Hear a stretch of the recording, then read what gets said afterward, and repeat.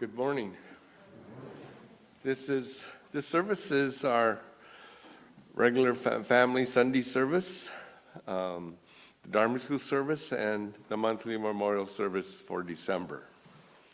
For those of us who are here for monthly memorial, it is a time to remember our loved ones who have passed before us. This is an opportunity to make a spiritual offering by offering incense, chanting sutras, and a time to express our gratitude for all the benefits we have already received. This service is a way to say thank you to our loved ones who have already passed away.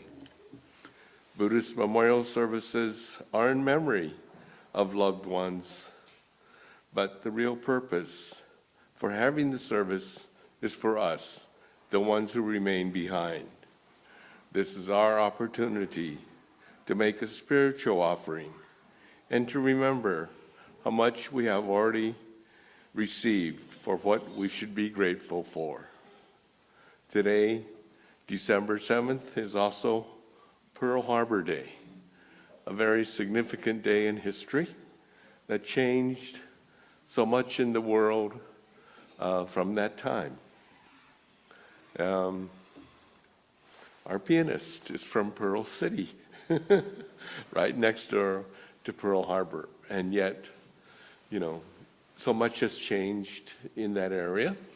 But the significance of Pearl Harbor Day that started a world war that the United States was involved in, and the countless lives that were affected. And the difficulties that people expressed, found, endured during that time. But it is partly from that time that the Midwest Buddhist Temple is here today, because of the camps and the relocation and people moving to Chicago. So Pearl Harbor Day has mixed, feelings, but still we should acknowledge that as we think of our monthly memorial.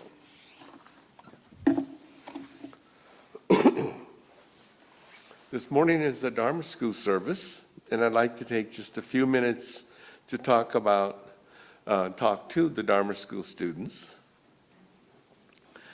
I'm often asked, how do Buddhists view Christmas?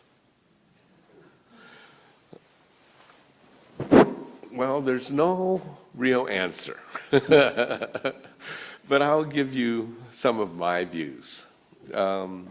First of all, we are Americans, and culturally, we can't ignore Christmas. It's on the radio stations, you see it on the street lights. It's everywhere. It is definitely an American holiday. And we all get December 25th off from school, from work. It is a holiday. And I do admire our Orthodox Jewish friends and other religions who strictly ignore Christmas. But on the other hand, historically, Buddhists have always adapted to local cultural traditions. When we see the Christmas spirit as a time of giving, a time to exchange gifts, and a time for wishing peace on earth, then the spirit of Christmas is fine for Buddhists. We just don't participate in the religious parts of Christmas.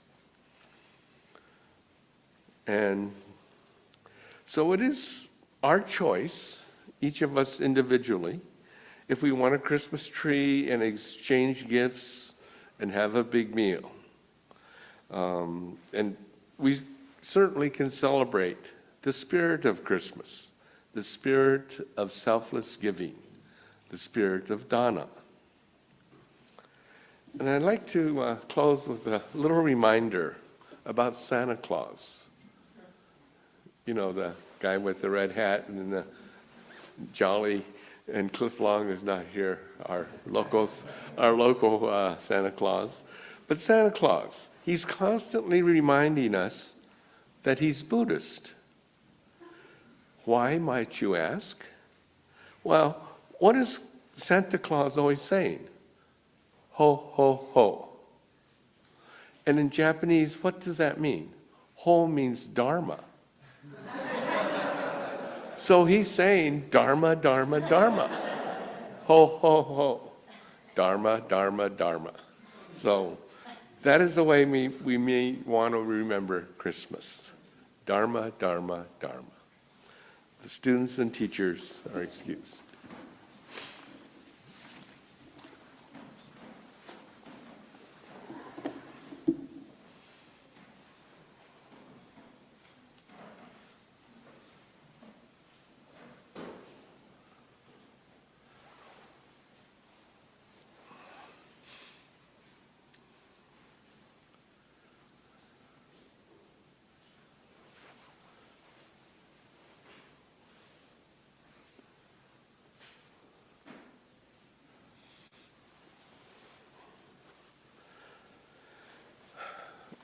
Well, first, thanks for coming out in the snow.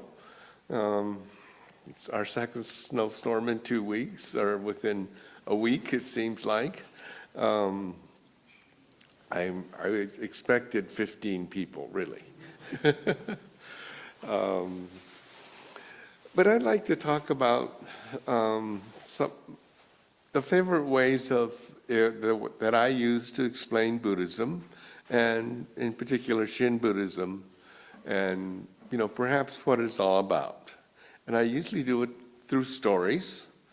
If you were paying attention, this is the fourth one that I've used now. But in this story, the story I call A Full Teacup. And in the story, in Kyoto, Japan, there's a famous Zen temple in the Arashiyama area, which is in the north west corner of Kyoto. And the temple's not important, nor the name of the priest, but the story is important. And in the story, one of the members of the temple was a very rich merchant. And he gave money to the temple, and he did his business, and he was very rich. But one day, as the merchant was getting older, he decided he needed to know the meaning of life. And so he made a 30-minute appointment with the head priest, thinking that all I need is 30 minutes. This priest could tell me the meaning of life. He's a famous priest, thinking 30 minutes would be more than enough. So on the appointed day, the merchant went to the temple, and he was led into a small tea room. And he was asked to wait for the priest. The merchant waited, and he waited, and 30 minutes passed, and the merchant went out to find someone and to demand to see the head priest. After all, he was a rich person who gave a lot of money to the temple. He was a busy man. He didn't have time to wait. But he was quietly led back to his tea room and was told the priest would be there soon. Finally, the head priest came into the room where the merchant was waiting, and he was carrying a tray with a teapot and 2 teacups. And quietly, he sat down and smiled. The merchant was beside himself. He was saying, it was rude of him to keep him waiting so long. I donate so much money to this temple. Why do you keep me waiting? And the priest simply said, let's have some tea.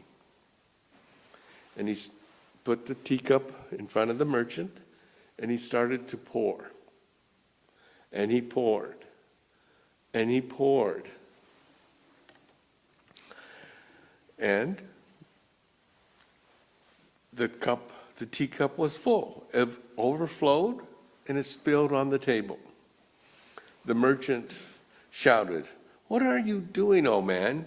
Can't you see the teacup is already full and you're making a mess?"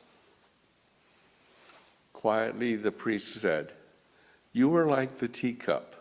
You are so full of yourself, nothing can possibly be added nor learned." End of story. The story, of course, has so many, many meanings. The main point is, though, that if we are so full of ourselves, then, like the teacup, then we can't accept anything. We can't learn anything. We can't experience anything new. Nothing can be added.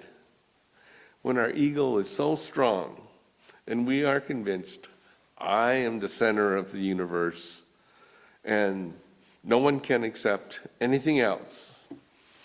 It is only when we accept that I am a very small part of the universe, that I can learn from others, and we can let the Dharma into our lives. We should live our lives like an empty teacup, so that new things can be added, so new things can be learned. As an empty teacup, we can enjoy and appreciate new experiences and enjoy being able to accept more. The empty teacup, of course, is a reminder of sunyata, or in Buddhist philosophy, the idea of emptiness.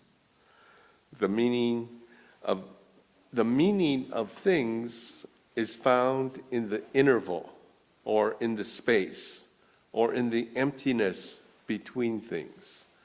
And there's years and years of studies on sunyata, so don't worry, I'm not going to go down that road. But it's really the basis of Mahayana Buddhism, the idea of emptiness. But an empty teacup has meaning because of the empty space. The space between the walls and the bottom.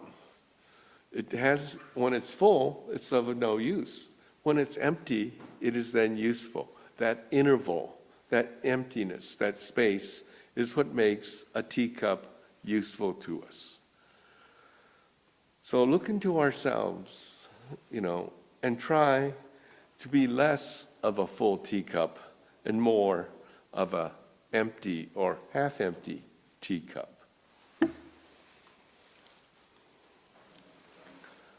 Namami Dhammas, with gratitude and kindness beyond words.